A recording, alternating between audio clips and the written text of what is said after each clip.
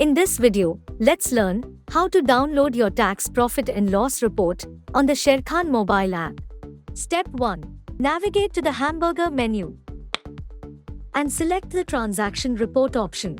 Within this, locate and choose the tax P&L report. The tax report consolidates data from various trading segments, providing a comprehensive overview of your trades.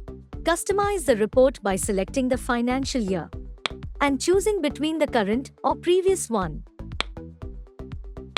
In the period section, opt for annual, half-yearly, or quarterly data.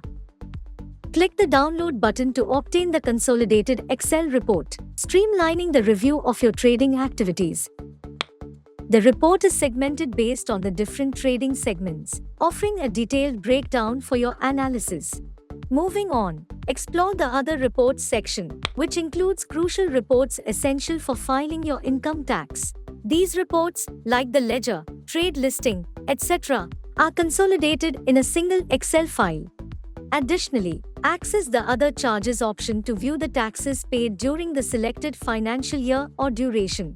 By providing a comprehensive overview and easy download options, Sharekhan ensures a seamless experience in managing and understanding your financial data.